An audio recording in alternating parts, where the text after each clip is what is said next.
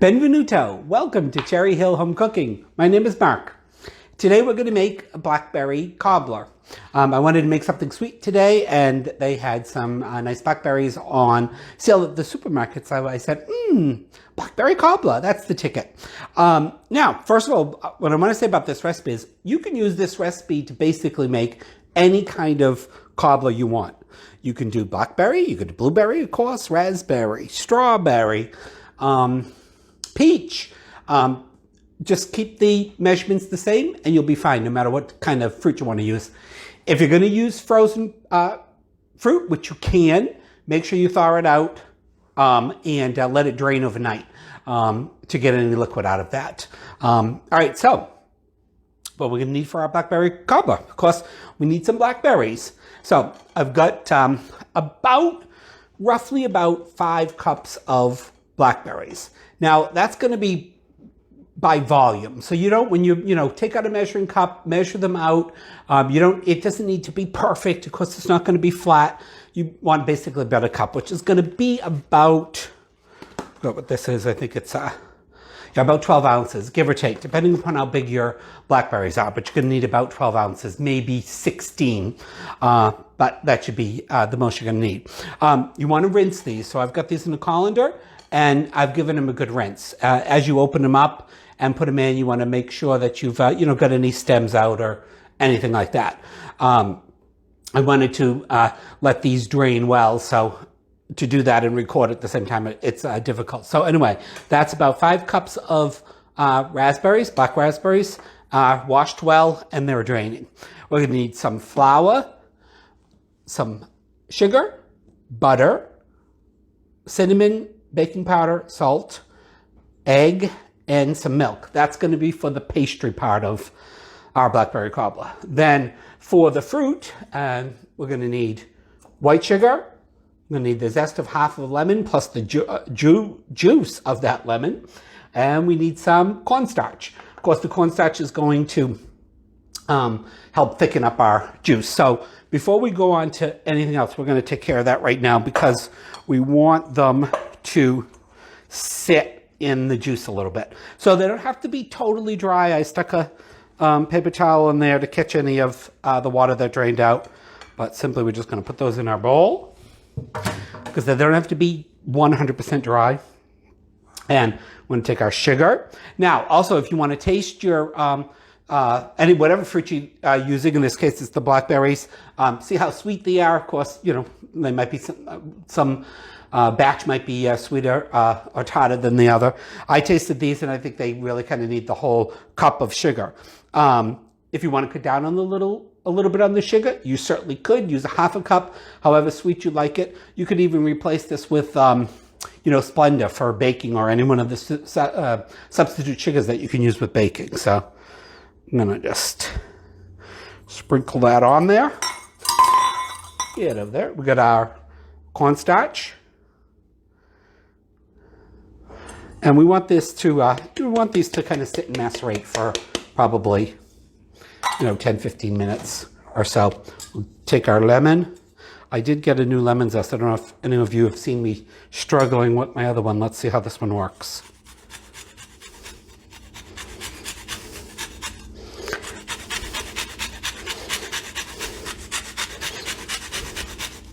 Yeah, it definitely works better than my old one. So we're going to do about half of the lemon. And of course, when you're zesting the lemon, you want to try, you just want to get the lemon part, the outer part of the peel, not necessarily too much of white in there or the pith, because that will make it bitter.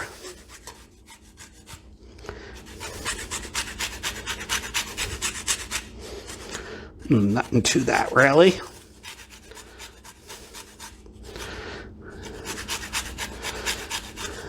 I suppose if I had to measure this, I would say it's probably going to be about a teaspoon in total.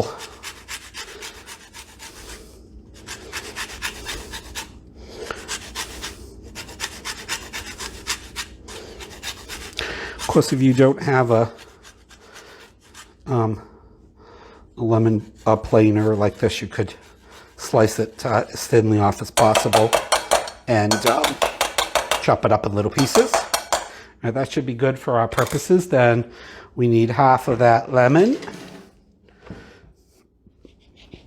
So we'll cut this in half, and I'll use the other half for gin and tonic tonight. If you give it a squeeze in your hand like this, make sure you get any of the seeds out.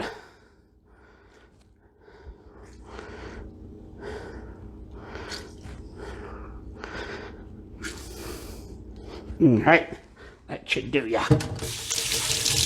All right, and then we just want to gently toss this.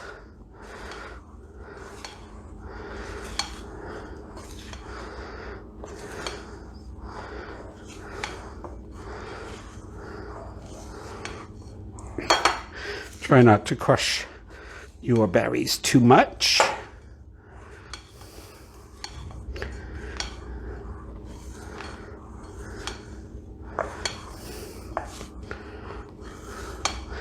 And then pretty much once they're all coated,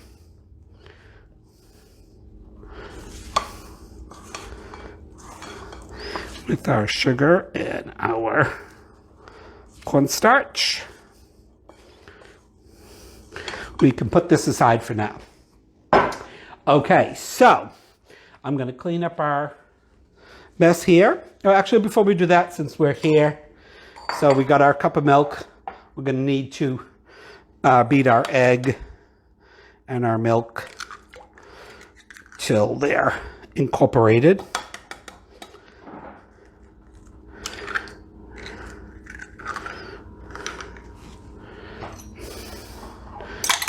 And you do want to get this pretty well mixed. You want to make sure that the egg and the milk is all incorporated and you don't see any, separate yellow.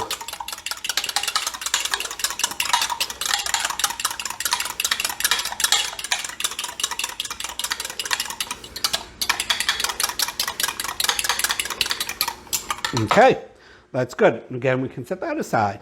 All right, I'm going to clean up the rest of this and we'll go on to our pastry. See you guys all in a little bit.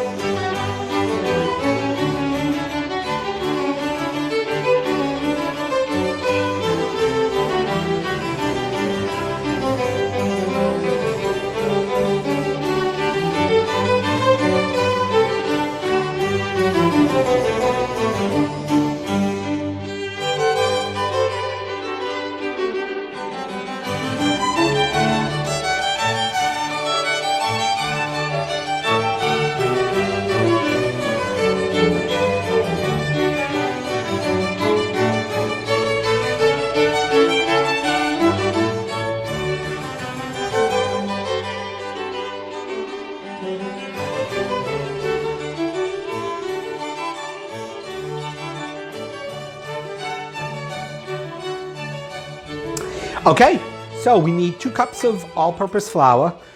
Sometimes when I bake, you guys can see I can be really picky about how we do the flour. In this case, there's so much different elements with the amount of liquid that we're going to get from the berries and stuff. You don't really have to worry about it all that much, but put your cup in, give it a slide off.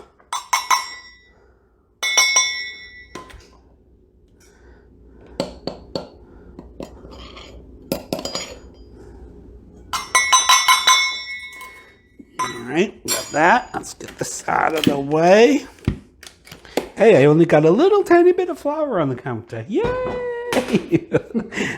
Alright, so then we're going to take, so this is our dry ingredients, of course, guys. So then we're going to take our, we've got cinnamon, salt, and baking powder in there. Yep, that's soda baking powder. We can put our sugar in there. And let's get this nice and combined, whisk it together. Now, this is not the easiest cobbler recipe I've ever seen. Some are really a lot, you don't have to almost do any mixing, you just dump everything in the pan. But this is the best cobbler recipe I have. So it is a little bit more work than some of the others, but I think it's worth it. So, and one of the main things about the work is our butter. A lot of times when you do a cobbler, you know, you melt the butter and you just pour it in the bottom and then pour the batter on top. This method's going to give us a little bit, we're not going to have a liquid batter. Well, you'll see in a bit anyway. So I've got some butter that I had put in the freezer for about 10-15 minutes, and we're just going to shred that.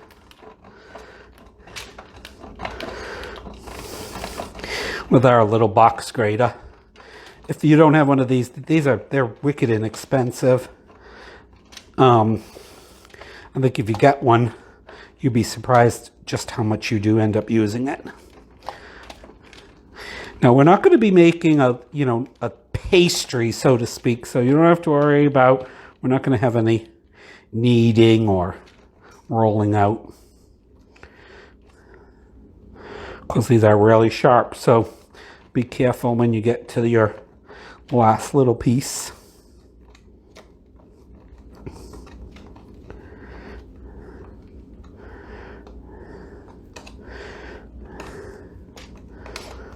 And I think that's good. I'm gonna live without that little piece of butter.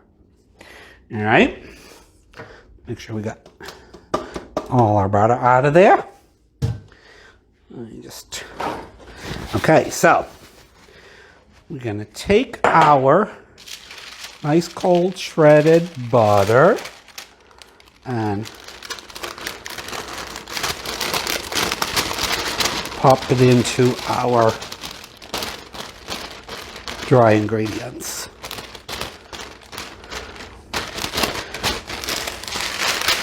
Like I said, we're not going to have to worry about getting this all incorporated, but we want to get it into the flour, and with a spoon or whatever your favorite utensil is, get it all nice and coated in the flour.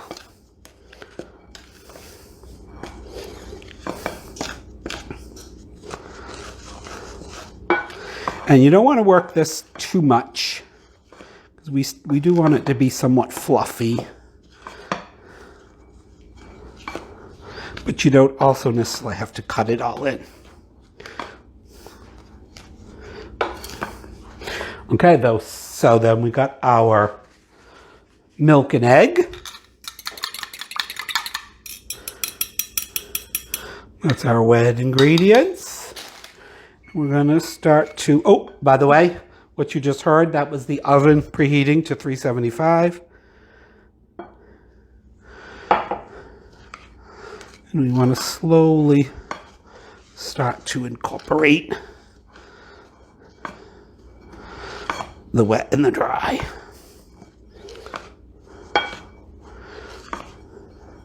Now you're not going to end up you're not going to end up with a liquidy batter. It's kind of almost more similar to a crumble than a batter, I would say.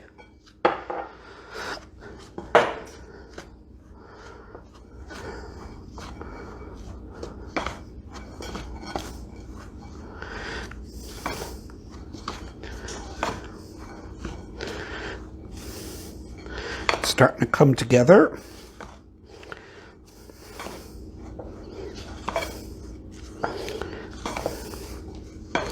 And those were 2 large eggs.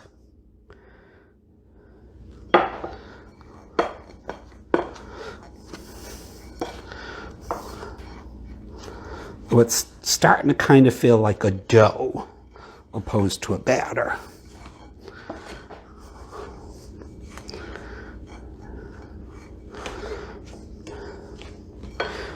Put our last little bit in.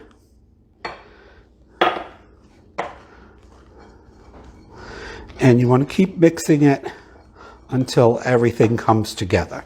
Now that's going to take me a few minutes, so you don't all have to just watch me stirring this. We'll come back when that's ready. See you in a bit. Oops, got a little bit left in there.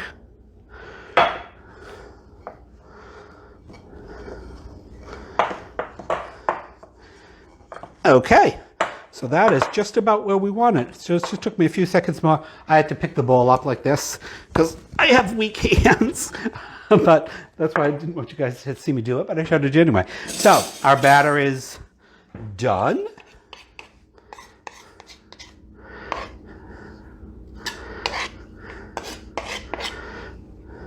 So it's done at the point where everything has come together. It's kind of sticky.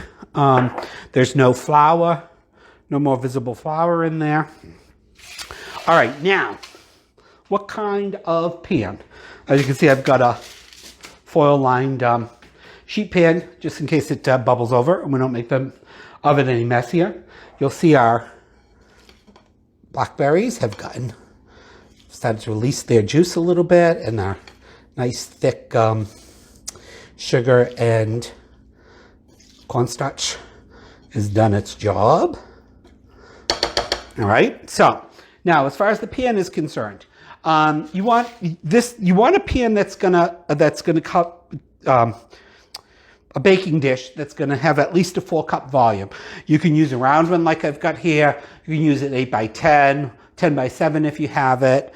No, I wouldn't use an 8 by 10, an 8 by 8, 10 by 7. I wouldn't use a 9 by 13 unless you're gonna double the recipe. If you're gonna double the recipe and make a bigger one, then you could use a 9 by 13. All right, so the rest of this is really easy. We got all our beautiful raspberries.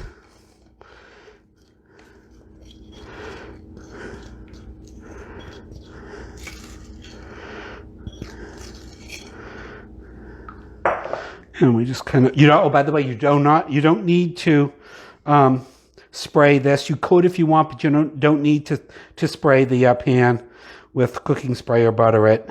Everything's gonna be fine just like that. So kind of straighten them out a little bit. Level them out, I should say. Resist eating them like they are. All right, now you can do this whatever's most comfortable. I'm going to use a scoop. You could use a couple spoons. I've got that's like a small ice cream scoop. I don't know. I think that's probably a 2-ounce scoop. So take your batter, and we're just gonna scoop it on top.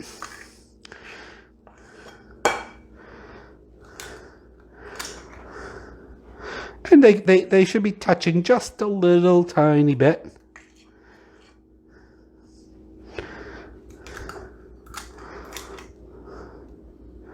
You can leave them off the sides just a bit, and of course the juice and everything will pop up and you'll get a nice little crust if you want that. That one's not cooperating. Stay over there. That's okay.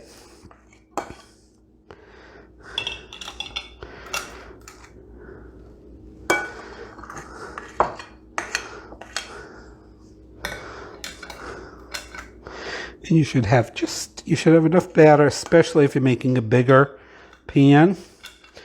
Then I am using this one, say it's a longer one, but you're going to have enough to get your whole top covered.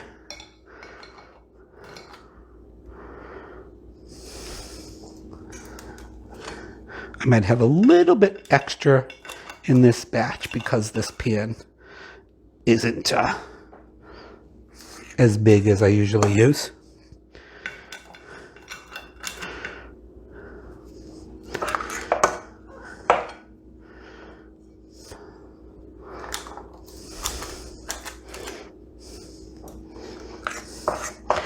But this is the best part, so we're going to get this all in there.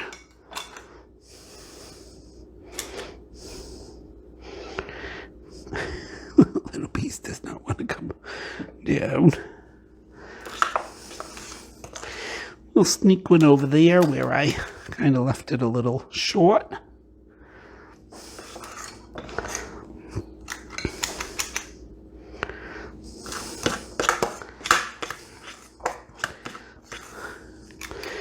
Okay, that's good.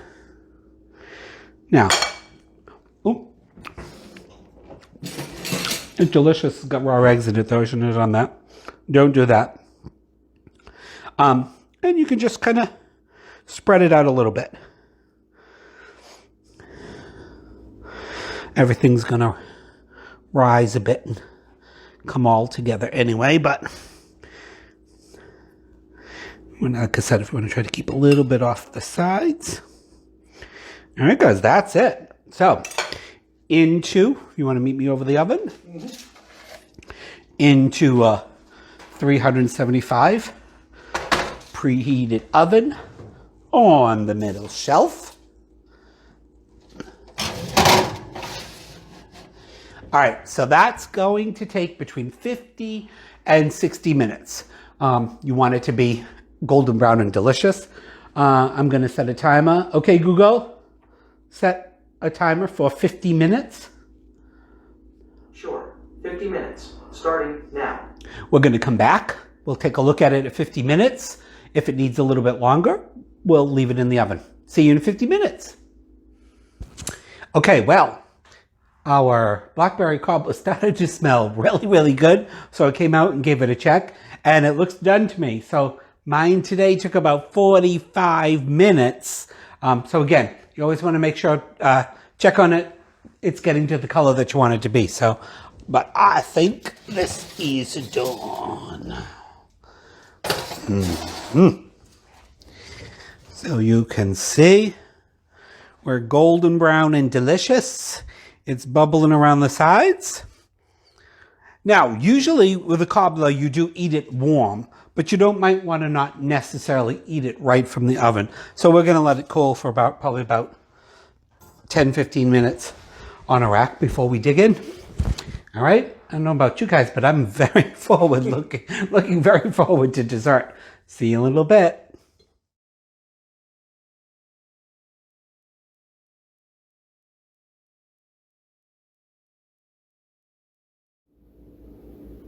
Okay, I have let it cool, just barely enough for us to eat because I can't wait to eat it. Now dig in. Oh my goodness, it looks so good. Doesn't it look yummy? Mm. We got a little bit of vanilla ice cream.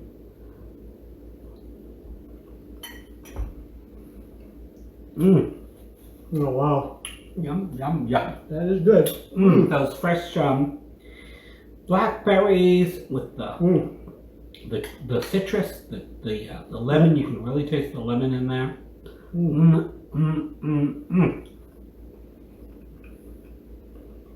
That is delicious. Good coffee. Yes. Mm.